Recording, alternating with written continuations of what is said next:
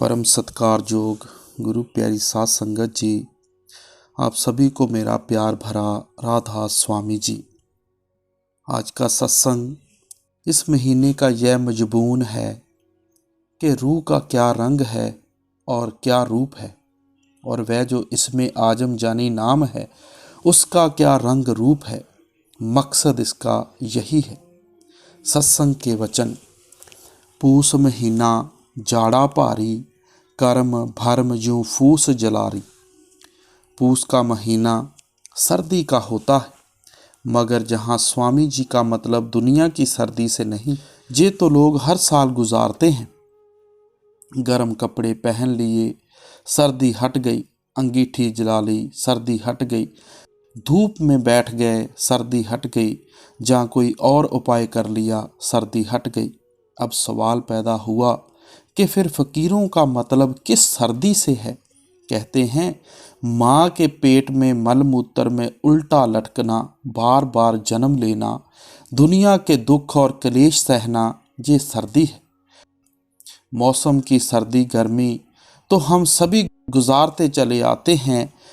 जैसा मौसम हुआ वैसा ही सामान तैयार कर लिया, वैसे इलाके में चले गए। अब जब यह जीव महात्मा की सोहबत में आया, यूं यूं उसका सत्संग सुना, उसके साथ प्रेम प्यार किया, त्यों त्यों इसके गुनाह पाप जलते जाते हैं। पांडवों के वक्त का वाक़या है कि जब उन्होंने मैदाने जंग में फतेह हासिल की तो उन्होंने कहा कि अश्वमेध यज्ञ करना चाहिए, क्योंकि लड़ाई में बेशुमार बेगुनाह कत्ल हुए थे। यह मार काट गुनाह नहीं तो और क्या है। सो हमें उन पापों को धोना चाहिए। अश्वमेध यज्ञ क्या होता है? एक शाही घोड़ा छोड़ देते हैं, जिधर जिधर घोड़ा जाए पीछे पीछे फौज जाती है। घोड़ा आसपास के सारे मुल्कों में घुमाया जाता है। जूं जूं उस देश का राजा अधीन होता जाए उसको छोड़ देते हैं, मगर जो हाकिम घोड़ा पकड़ ले उसके साथ लड़ाई शुरू हो जाती है। अगर वह हार जाए तो यह घोड़ा घुमाने का सिलसिला फिर पहले की तरह जारी हो जाता है। अगर खुद हार जाए तो अश्वमेध यज्ञ नहीं हो सकता। सो 12 साल फिरने के बाद घोड़ा पकड़ा गया। महाभारत युद्ध के सिलसिले में अभिमन्यु और बृहदबल भी मारे गए थे।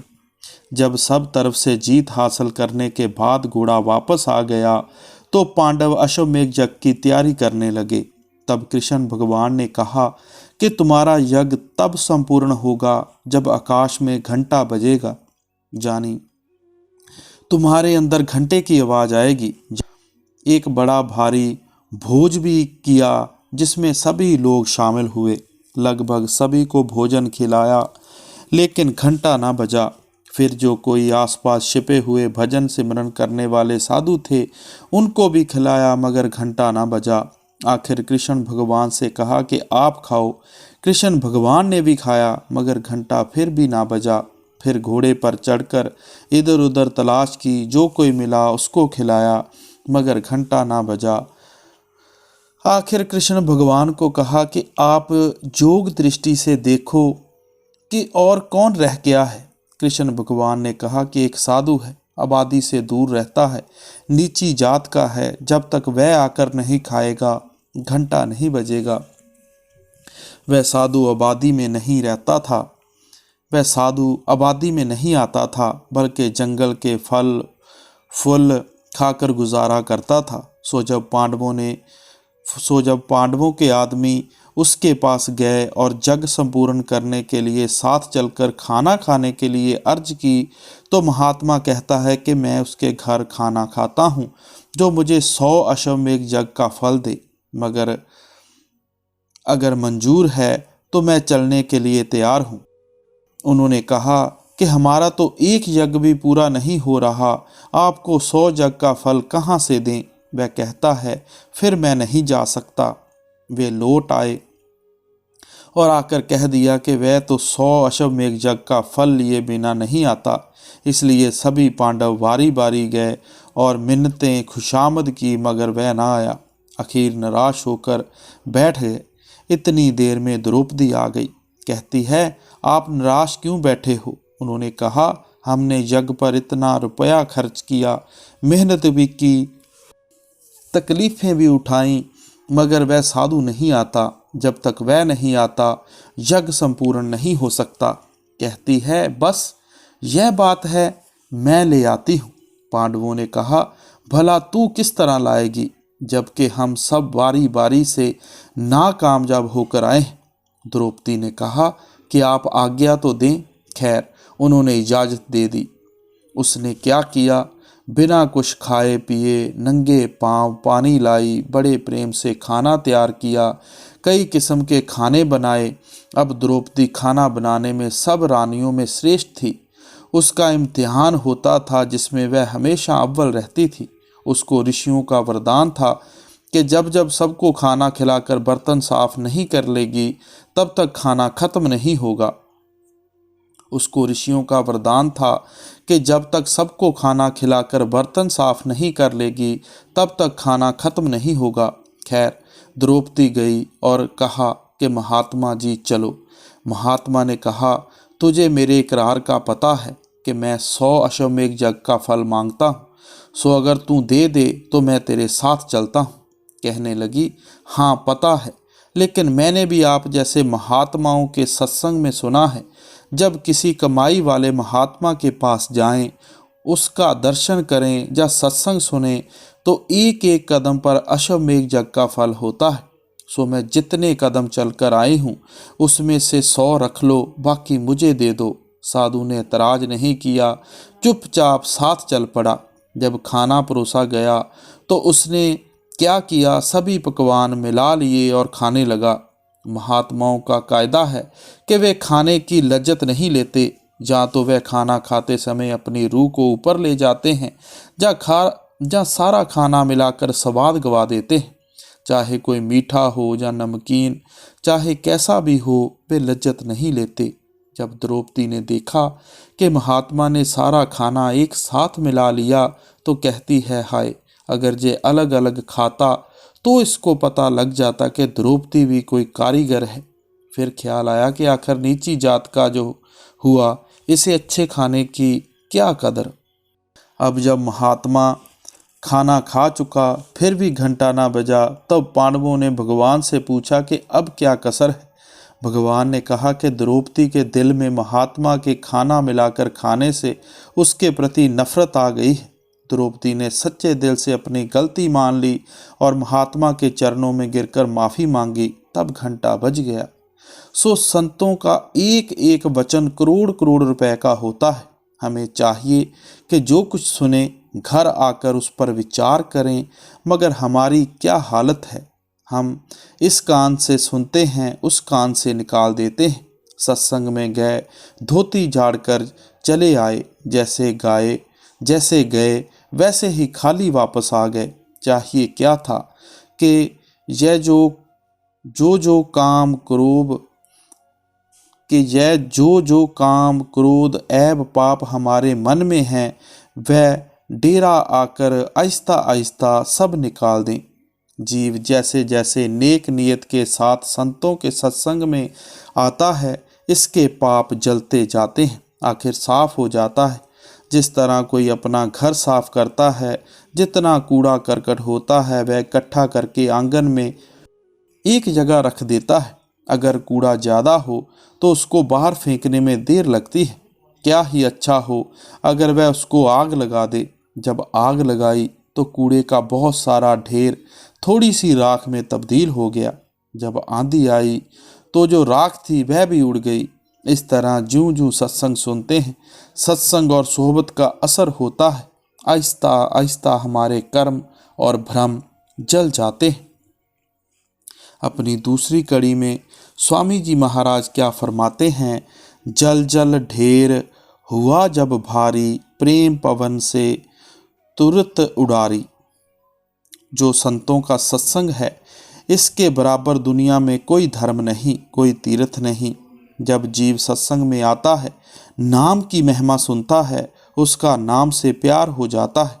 जब अंदर नाम को सुना, हृदय निर्मल हो गया, काम क्रोध दूर हो गए, लोभ और अहंकार निकल गए और अन्य बुराइयां हट गईं, प्रेम और इश्क आ गया। जब इश्क आया तो वहाँ और किसी को रहना ही नहीं। जहाँ प्रेम का बाज आ गया वहाँ कोई पक्षी नहीं रहता। जब पूर्ण प्रेम आ गया तो अंदर जितनी मैल थी सब साफ हो गई। अब रूह आज़ाद हो गई, अंदर भक्ति, प्रेम और शांति आ गई। यही बुल्ले शाह कहता है, हुण मैं हो गया होर दा होर। तबीयत बदल गई, अंदर प्रेम, प्यार और मालिक की भक्ति आ गई। मोह सीत ने चित्त को घेरा, सूर विवेक किया घट फेरा। अब काम क्रोध लोभ और अहंकार चले गए। एक बेटे बेटियों का और अन्य रिश्तेदारों का मोह रह गया। जिस तरह आदमी कपड़े धोकर अगर धूप ना हो तो आग से सुखाकर बाहर निकलता है, तो जो थोड़ी बहुत नमी बाकी रह जाती है बाहर की हवा और शरीर की गर्मी से ही वह उड़ जाती है। इसी तरह जब सत्संग सुना और विचार किया कि हमारा तो जहाँ कोई नहीं, तब जो थोड़ा बहुत बेटे बेटियों का मोह बाकी रह गया था वह भी जाता रहा। अब मन कहता है कि सिवाय गुरु और नाम के तेरा कोई नहीं। सो जब वह उड़ गया तो रूह अंदर जाने लगी। पहले तारामंडल आया, फिर सूरज और चंद्रमा को तय किया, फिर फेरा करत भक्ति गुर जागी, सुरत भई अनहद अनुरागी। जब सूरज और चंद्रमा पार करके ऊपर गए तो आगे गुरु आ गया। जब अंदर गुरु बातें करने लग जाए तो आदमी की गुरु भक्ति पूर्ण हो जाती है। अब हालात क्या है? गुरु के साथ सोहबत, मोहब्बत, गुरु का ख्याल। क्यों? जैसी जैसी सोहबत में बैठो वैसा ही ढंग आएगा, वैसे ही हो जाएंगे। जो चोरों की सोहबत में बैठेगा वह चोर बन जाएगा, जो डाकुओं की सोहबत करेगा वह डाकू बन जाएगा। इसी तरह महात्मा की सोहबत में बैठकर इंसान महात्मा बन जाता है। जब महात्मा की संगत की, उनके साथ प्यार हो गया, आगे महात्मा का प्यार मालिक से है, हमारा भी प्यार मालिक से जुड़ गया। इसलिए गुरु के प्रेम और भक्ति की ज़रूरत महसूस हुई। जितने दुनिया में मजहब हैं उसमें जितने भी कमाई वाले महात्मा हुए हैं, अंदर रूहानी मंजिलों पर गए हैं। सबके उपदेश का भाव एक ही है कि सुरत को शब्द के साथ जोड़ो, बिना शब्द मुक्ति नहीं।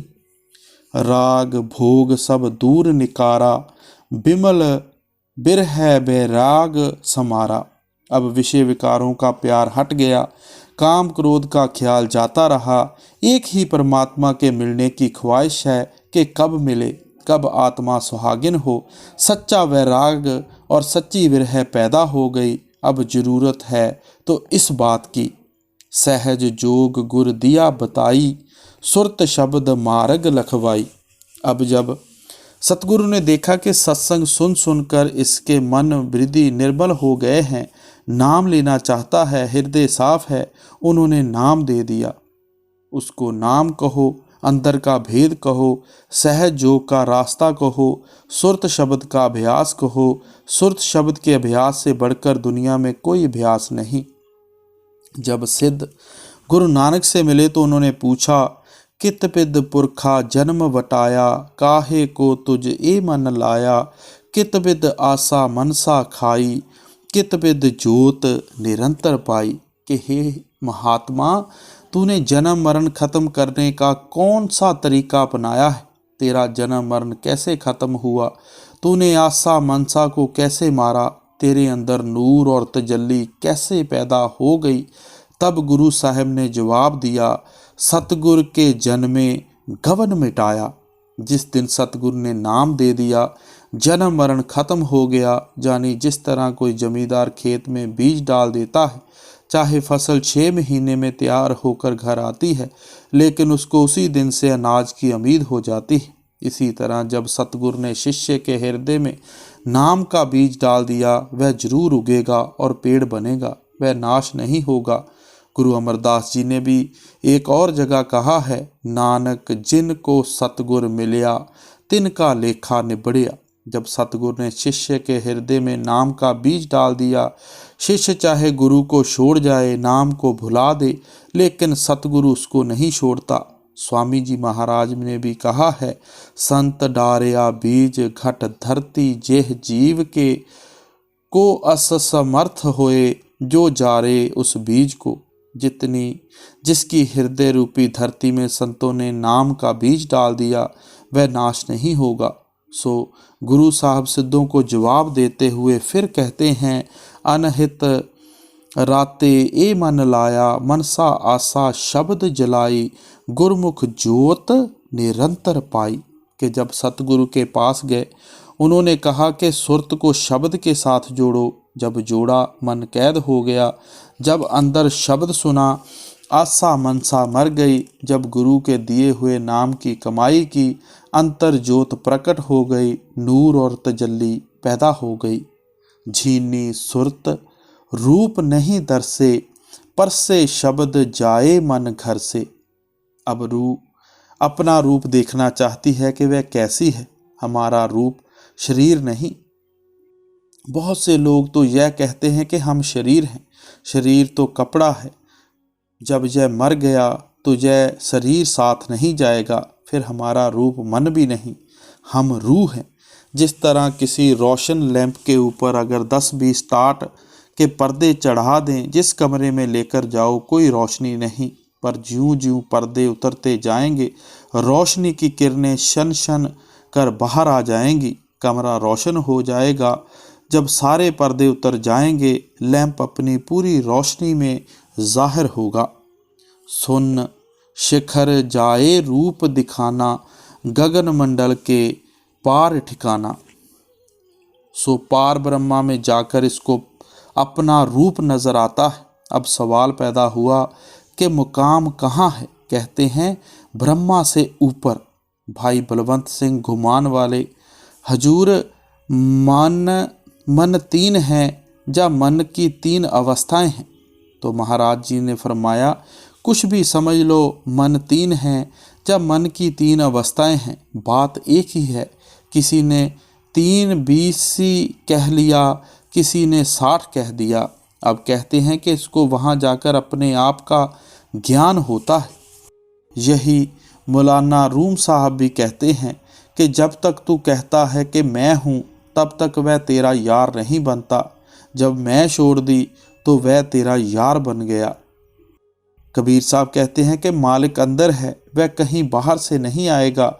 जब यह मैं करनी छोड़ देगा वह अंदर आ जाएगा। रूप सुरत का दरसा ऐसा बिन अनुभव क्यों कर कहूँ कैसा। अब कहते हैं कि इसकी रूह का जो नूर है उसका नमूना दुनिया में है नहीं। इस दुनिया में एक सूरज है और एक चंद्रमा, मगर पार ब्रह्मा में 12 सूरज की रोशनी इसकी अपनी है। फिर कोई नमूना क्या बताएं। सुरत का कोई रंग नहीं, ना रूप है। आदमी क्या कह सकता है जब इसका अपना कोई रूप नहीं, ला बयान है, तो परमात्मा के रूप के बारे में ये क्या कह सकता है। जब तक इसको अपना रूप नजर ना आए परमात्मा का रूप किस तरह नजर आ सकता है। जब तक स्थूल सूक्ष्म और कारण पर्दे ना खुलें, रूह पार ब्रह्मा में न पहुँचे, अनुभव यानी यह बजर कपाट नहीं खुलता। पार ब्रह्मा में अमृतसर है। गुरु साहब इसको अमृतसर कहते हैं। कबीर साहब मानसरोवर और ऋषि मुनि इसको प्रयाग या त्रिवेणी कहते हैं। जिस तरह बाहर गंगा जमुना और सरस्वती हैं, इसी तरह अंदर भी गंगा जमुना और सरस्वती हैं। जो ऋषि मुनि अभ्यास करके अंदर गए उन्होंने अंदर देखकर बाहर नदियों का गंगा जमुना और सरस्वती नाम रख दिया। ये जो रूह का नूर है, रूह की खूबसूरती है, उसको ना मन समझ सकता है ना बुद्धि समझ सकती है, क्योंकि मन भी सीमित है और बुद्धि भी सीमित है और कोई हथियार है नहीं। अब सवाल पैदा हुआ कि फिर कैसे समझा जाए। तो कहते हैं कि जब तक अनुभव ना खुले तब तक रूह का तेज देखा और समझा नहीं जा सकता। अनुभव तब खुलेगा जब पार ब्रह्मा में जाओगे। अब हमारा फर्ज है कि सबसे पहले पार ब्रह्मा में जाकर अनुभव करके अपना रूप देखें। जब अपना रूप समझ में आ जाए तब ख्याल कर सकेंगे कि परमात्मा का रूप क्या है। नहीं तो नहीं। अगर अपने आपको पहचान लें तो सारे झगड़े खत्म हो जाते हैं। अनुभव से वह जाना जाई, शब्द बिना अनुभव नहीं पाई। अब हमें अगर किसी चीज़ की ज़रूरत है तो अनुभव की, अगर अनुभव खुल जाए यानी हम मन बुद्धि के दायरे से ऊपर चले जाएं तो सब कुछ जानने वाला हो जाएं। कहते हैं अनुभव खुलने के लिए किसी बाहरमुखी साधन की ज़रूरत नहीं, ना तीर्थ, ना मंदिर, ना मूर्ति, ना जप तप, ना दान पुण्य, ना पढ़ना, ना पढ़ाना। अनुभव खोलने के लिए तो शब्द अभ्यास है। अगर संतों ने खोला है तो इसके जरिए, अगर ऋषियों ने खोला है तो इसके जरिए, अगर मुनियों ने खोला है तो इसके जरिए एक ही दवा है और वह सबके अंदर है। जो शब्द अभ्यास है वह अनुभव खोल सकता है। ज्यों ज्यों यह अंदर चढ़ता है शब्द की लज्जत लेता है, बल्कि दिन रात शब्द का ही सेवन करता है और शब्द को ही सुनता है, त्यों त्यों इसका अनुभव खुलता जाता है और यह मालिक के नज़दीक होता जाता है। सुरत शब्द दो अनुभव रूपा, तू तो पड़ा भरम के कूपा। अब संत कहते हैं कि दोनों चीज़ें तेरे अंदर हैं, सुरत भी तेरे अंदर है और शब्द भी। अगर कोई पूर्ण किताब, पूर्ण वेद, पूर्ण ग्रंथ, पूर्ण मशीन है तो आदमी है। वेदों, शास्त्रों, ग्रंथों में नाम या शब्द की महिमा है, शब्द नहीं, वह आपके अंदर है। सो कहते हैं भले मानस तेरे अंदर सुरत है, तेरे अंदर शब्द है। फिर ब्रह्मा अपार ब्रह्मा खुद खुदा भी तेरे अंदर है। घर बार सब कुछ होते हुए भी तू भूखा मरता है। जिसके घर में करोड़ रुपया दबा हुआ हो मगर वह कौड़ी कौड़ी बाहर मांगता फिरे, आप उसे पागल नहीं तो क्या कहोगे। करनी कर कर सुरत चढ़ाओ, शब्द मिले अनुभव घर पाओ। अब कामिल फकीर, पूर्ण गुरु कुल आलम को क्या दवा देते हैं कि तुम अपनी रूह को उस नाम जानी बांगे आसमानी से जोड़ दो।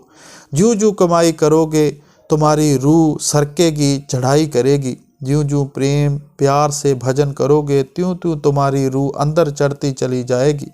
अब रूह ज्यों ज्यों नाम की लज्जत लेती है त्यों त्यों ऊपर की तरफ खिंची चली जाती है। नाम कहो या बांगे इलाही, चाहे उसे कलमा कह दो, उसमें कशिश है, वह खुद ब खुद रूह को खींच लेगा। अब हमें क्यों नहीं खींचता। हम बाल बच्चों के मोह की रस्सी से बंधे हुए हैं। जैसे किसी गाय के बछड़े को रस्सी से बांध दो तो गाय कहीं नहीं जाएगी। क्यों नहीं जाएगी? क्योंकि उसको बछड़े से मोहब्बत है, प्यार है, मोह है और वह उसके आसपास घूमेगी। फिर यही नहीं बल्कि हम यारों दोस्तों से, रिश्तेदारों से, मकानों से, धन दौलत से, मतलब है कि कई चीज़ों से बंधे हुए हैं। जो चीज़ इतनी रस्सियों से बंधी हुई हो वह किस तरह ऊपर जा सकती है। फिर भी संत कहते हैं कि तुम ज्यों ज्यों मेहनत करोगे, अनुभव करोगे, रूह इनको तोड़ती हुई ऊपर जाएगी। बिना शब्द अनुभव नहीं होई, अनुभव बिन समझे नहीं कोई। सुरत शब्द दो रूप अमोला, सुन चढ़े जिन निज कर तोला। अब कहते हैं कि सारी दुनिया की बीमारी की एक ही दवा है कि रूह को इस नाम जानी बांगे इलाही के साथ जोड़ दो। ज्यों ज्यों कमाई करोगे पाप नाश होने शुरू हो जाएंगे। ज्यों ज्यों मेहनत करोगे रिश्तेदारों से उदासीनता होती जाएगी, बाल बच्चों से उदासीनता होती जाएगी, बल्कि अपने आप से भी उदासीनता होती जाएगी। इसके विपरीत अंदर मोहब्बत पैदा हो जाएगी। अब कहते हैं कि रूह अजीब चीज़ है, इसका नमूना दुनिया में कोई नहीं। कुरान शरीफ में कहा गया है कि रूह अमरे रब्बी है। इस तरह वह शब्द भी ला इंतहा है, जिसका कोई अंत नहीं है, अनंत और अथाह है। जब वह मालिक अनंत है तो रूह भी अनंत है। शब्द अनंत है, समुंदर है, समुंदर की था क्या कोई पा सकता है। वह मालिक वाहिद हु ला शरीक है, उसकी मिसाल कोई नहीं, इसलिए वह भी अजीब चीज़ है। बूंद और समुंदर वाला हिसाब है, आप उसका नक्शा नहीं खींच सकते। पहले सिमरन के द्वारा शरीर में से निकलो, जहाँ ना प्राणायाम की ज़रूरत है ना हबस उल दम की। जब तुम शरीर को जहाँ आँखों तक खाली कर दोगे तो जैसे स्थूल शरीर का पर्दा उतर जाएगा। अब सवाल पैदा हुआ कि सभी पर्दे कहाँ जाकर उतरेंगे?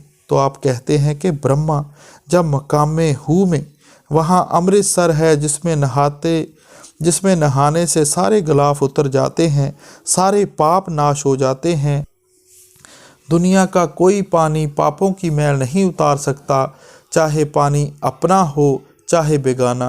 अब कहते हैं कि रूह भी अजीब चीज़ है और वह इसमें आज़म भी अजीब चीज़ है। पार ब्रह्मा में जाकर समझ आती है कि यह क्या चीज़ है और मैं क्या चीज़ हूँ। ताते करनी गुरु बताई, सतगुर दया लेव संग भाई। अब सतगुरु कहते हैं कि भाई कमाई कर, नाम की दौलत बेशक तेरे अंदर है, मगर मेहनत किए बिना नहीं मिलती, ना मांगे मिलती है ना मोल मिलती है। अगर कोई बख्शिश रखे, अगर कोई ख्वाहिश रखे कि मुझे डॉक्टर कहे कि डॉक्टरी सीख, या उस्ताद कहे कि आ पढ़, तो ऐसा नहीं, बल्कि इसको डॉक्टर या उस्ताद के पास जाकर डॉक्टरी की विद्या पढ़नी पड़ेगी। फिर जो बिना पढ़े मांगे वह खाली आया और खाली चला गया। अगर यह कहे कि सतगुर आप देगा, तो ऐसा भी नहीं, यह आलस है। नहीं, आलसी को कोई नहीं देता, यह मेहनत की चीज़ है। अगर बेटे कहें कि बाप लाएगा तो खाएंगे, यह आलस नहीं तो और क्या है। अब जितने महात्मा आए हैं, सभी ने अपने शिष्यों से इस बात पर जोर देकर कहा है कि भाई कर नहीं कर, लेकिन इस ख्याल से ना कर कि मैं कर रहा हूँ। अगर तू कहेगा कि मैं कर रहा हूँ तो अहंकार हो गया और अहंकार से तरक्की रुक जाएगी। यही कबीर साहब कहते हैं, किया किराया सब गया जब आया अहंकार। बेशुमार ऋषि मुनि ने मैं कर रहा हूँ की भावना के साथ कमाई की, वे हड्डियों का ढेर हो गए लेकिन अंदर ना जा सके। आखिर मन ने धोखा दे दिया। पुराण पढ़कर देख लो, मन ने किसको धोखा नहीं दिया। मेहर दया करनी करवाई, करनी कर बहु मेहर बढ़ाई।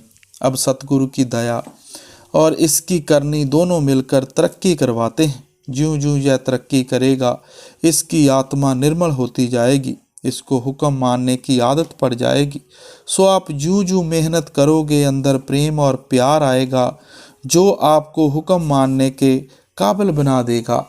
करनी मेहर संग दो चलते, तब फल पूरा चढ़ चढ़ लेते। इसकी कमाई और सतगुरु की दया दो पर भाव पंख हैं, जिसके द्वारा उड़कर यह रूहानी मंजिलों पर जाता है।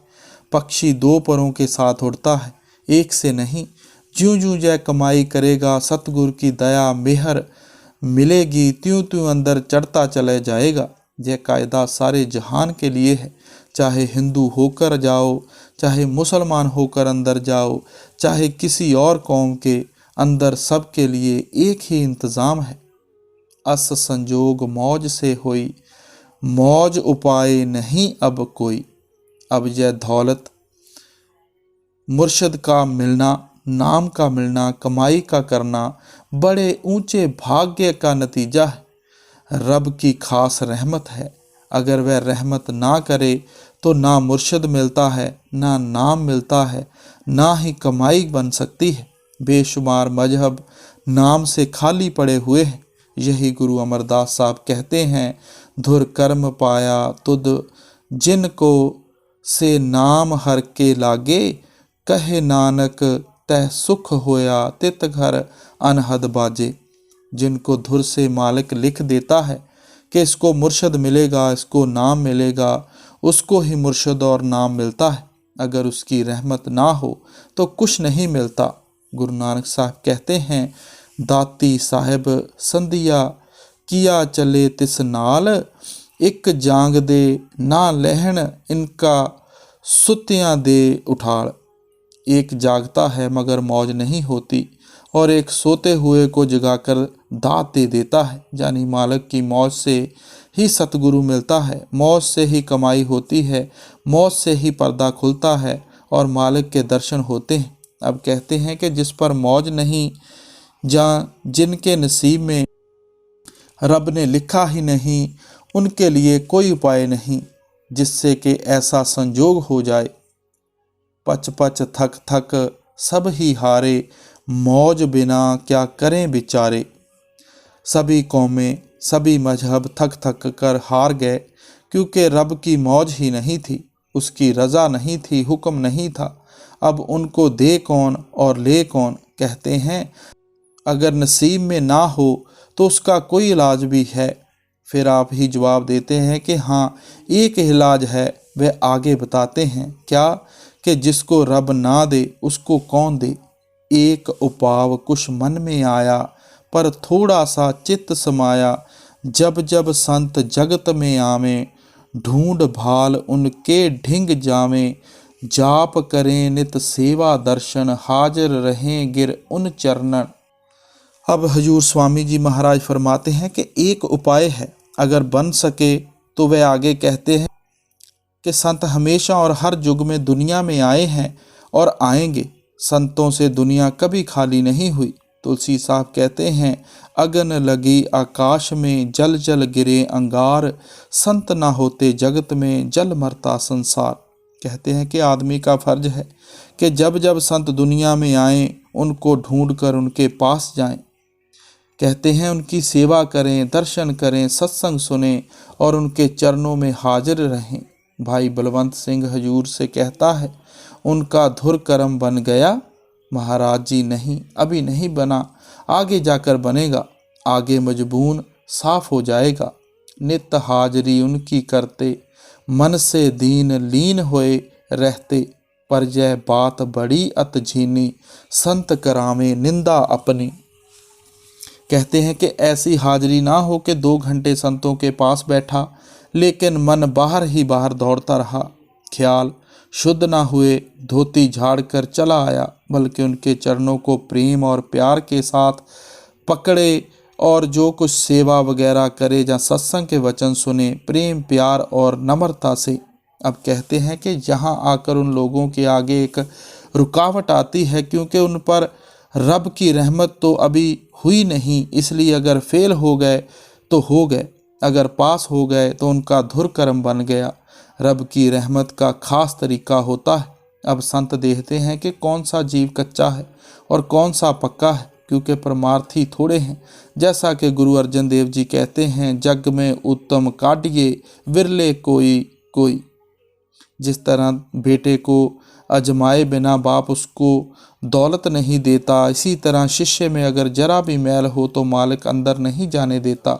फ़कीरों का कायदा है कि जब वे शिष्यों को परखना चाहते हैं तो कोई ना कोई ऐसा काम कर देते हैं जिसको देखकर लोगों का उन पर से यकीन जाता रहे। एक दफ़ा का जिक्र है, गुरु नानक साहब कहीं जा रहे थे। एक जगह एक मुर्दा पड़ा हुआ था। कहने लगे इसे कोई खाएगा। अब मुर्दे को कौन खाए? जो मुर्दे से छू जाए वह नहाता है, जो मुर्दे से छू जाए वह नहाता है। दूसरी बार फिर पूछा कि कोई मुर्दा खाएगा? सभी चुप।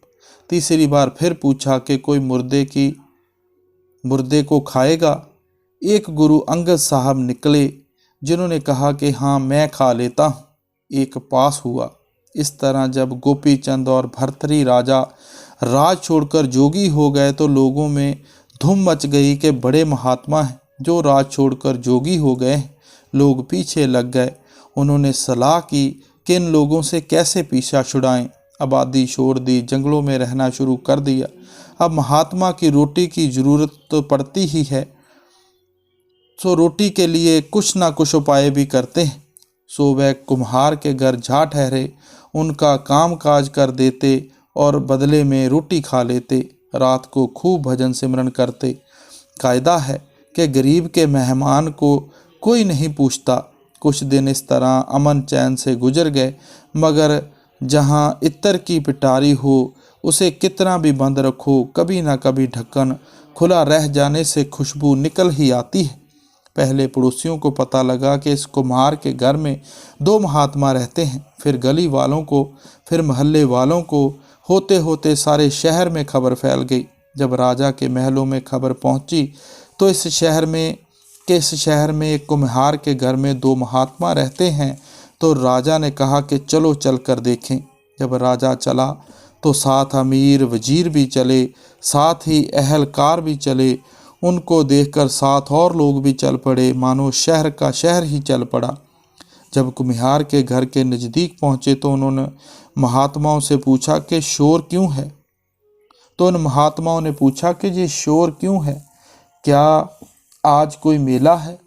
लोगों ने कहा, जी राजा आपके दर्शनों के लिए आ रहा है, साथ वजीर, अमीर, अहलकार और शहर के और लोग भी हैं। उन्होंने कहा कि जिस बात से भागे थे, जिस बात से उन्होंने कहा कि जिस बात से भागे थे वही हो गई। उन्होंने लोगों को दूर हटाने के लिए आपस में सलाह की कि तुम ऐसे कहना और मैं ऐसे कहूँगा। जब सब लोग बैठ गए, राजा भी बैठ गया, तो सब लोग लगे इंतज़ार करने के अब कोई ज्ञान की बातें सुनाएंगे। उनमें से एक ने कहा कि आज भिक्षा मांगने की मेरी बारी है। दूसरे ने कहा, नहीं आज तू ना जा, मैं जाऊंगा। पहले ने कहा कि जो कल खीर मिली थी तूने सारी खा ली थी। दूसरे ने कहा, परसों तूने मालपुए नहीं खाए थे। पहले ने कहा कि उससे पहले दिन तूने हलवा नहीं खाया था। एक ने डंडा उठा लिया, दूसरे ने फावड़ा पकड़ लिया, लगे आपस में लड़ने। तो लोगों ने कहा, जे तो खाने के लिए कुत्तों की तरह लड़ते हैं, जे महात्मा कैसे? ताली बजाकर सब चले गए कि छोड़ो छोड़ो, वे महात्मा आज़ाद हो गए। गुरु गोबिंद सिंह जी ने संगत उनको बेदावा लिखकर दे दी। गुरु गोबिंद सिंह जी की संगत उनको बेदावा लिखकर दे गई थी कि हम तेरे कुछ नहीं लगते। लोगों का भरोसा हमेशा के लिए उठ जाता है, लेकिन वह महात्मा सुखी हो जाते हैं। सो संत जानबूझकर अपनी निंदा करवा लेते हैं। निंदा चौकीदारी बिठाई, कोई जीव धसने नहीं पाई। संतों की निंदा उनकी चौकीदारी का काम करती है। निकम्मे निकम्मे जीव हट जाते हैं, प्रेमी प्रेमी रह जाते हैं। जिक्र है कि निज़ामुद्दीन औलिया के 22 शागिर्द थे। हर एक चाहता था कि गद्दी उसको मिले। उन्होंने परखना चाहा, कहने लगे, आओ आज शहर की सैर को चलें। जिसने देखा लगे दलीलें देने के आज पीर भी बाजार में फिर रहा है और मुरीद भी। एक दो बाजार में से निकलकर वेश्वाओं के बाजार में चले गए। लोगों ने कहा कि आज पीर अपने मुरीदों समेत कौन से बाजार में घूम रहा है। आप एक वैश्या के दरवाजे पर खड़े हो गए और कहा कि तुम यहीं खड़े रहो, जाए कोई नहीं, मुझे ऊपर काम है, मैं कर लूँ। यह कहकर वेश्वा के चुबारे पर चढ़ गए। आगे मालकिन हाथ जोड़कर खड़ी हो गई, कहने लगी, मेरे धन्य भाग, मेरे घर महात्मा आ गए। मैं तो बड़ी ऐब पाप करने वाली हूँ, कुछ हुक्म करो। आपने कहा, हमें रात गुजारनी है, हमें कोई अलग कमरा दे दो और आप किसी और कमरे में आराम कर लो। और अपने नौकर से कहो कि एक थाली में एक कटोरा दाल का, 2-4 रोटी और एक बोतल शराब की ढक कर ले आए। उसने कहा, जी सत्य वचन। नौकर को भेजा कि जा और जे चीज़ें ढक कर ले आ। वह उसी तरह ढक कर ले आया। मरीदों ने कहा कि पीर की पीरी खो गई, अब शराब कबाब उड़ाएगा। हाथ पर हाथ मारकर पहले एक खिसका, फिर दूसरा, फिर तीसरा, इसी तरह 21 खिसक गए। सिर्फ एक बाकी रह गया। वह दाल रोटी किसे खानी थी, शरबत किसे पीना था। आपको तो अपने मरीदों की परख मंजूर थी। जब सुबह हुई, नीचे उतरे, देखा कि एक शिष्य अमीर खुसरो ही खड़ा। आपने पूछा, बाकी कहाँ गए? उसने कहा, जी फलाना फलाने वक्त चला गया, तो फलाना फलाने वक्त। आपने कहा कि तू क्यों नहीं गया? कहता है, हजरत मेरी आपके सिवाय और कोई जगह ही नहीं, मैं कहाँ जाता। हंसकर गले लगा लिया और गद्दी दे दी। सो वे फ़कीर देखते हैं, आजमाइश करते हैं कि कौन सा काबिल है, कौन सा नहीं। क्या गुरु अमरदास जी ने नहीं आजमाया? जब कहा कि चबूतरे बनवाओ, लोगों ने चबूतरे बनाए। आपने कहा कि ये ठीक नहीं, गिरा दो और बनाओ, लोगों ने गिराकर और बनाए। फिर नापसंद किए, इसी तरह कई बार बनवाए और गिराए। आखिर सब छोड़कर हट गए। एक रामदास जी रह गए। लोगों ने कहा, गुरु साहब पागल हैं, उनकी मत मारी गई है, क्या साथ में तेरी भी मारी गई है। रामदास जी रो पड़े और कहा कि तुम्हें मुझे जो कहना है कह लो, मगर गुरु साहब को कुछ ना कहो, क्योंकि अगर गुरु साहब की अकल कायम नहीं तो किसी की भी अकल कायम नहीं। अगर वे पागल हैं तो सारा जहान पागल है। जिस पागल को लेकर गुरु रामदास जी ने 70 बार चबूतरे बनवाए और गिराए, अगर दूसरे लोग भी ऐसे विचार को लेकर बैठ जाएं तो सारा जहान कुंदन हो जाए। बिरला जीव होए अनुरागी, निंदा से वह शिन शिन भागी। अब कहते हैं कि दुनिया में कोई कोई विरला प्रेमी निकलता है जो निंदा सुनकर भी दिल में नहीं लाता, नहीं तो बड़े बड़े मारे गए जिन्होंने ग्रंथ साहिब की रचना की। भाई गुरदास जी उनके मामा थे, वह कहते थे, जे माँ होवे जारनी क्यों पुत पुतारे, कि अगर माँ बदचलन हो तो बेटे को विचार नहीं करना चाहिए, ना ही उसको सजा देनी चाहिए और ना ही उसका साथ छोड़ना चाहिए।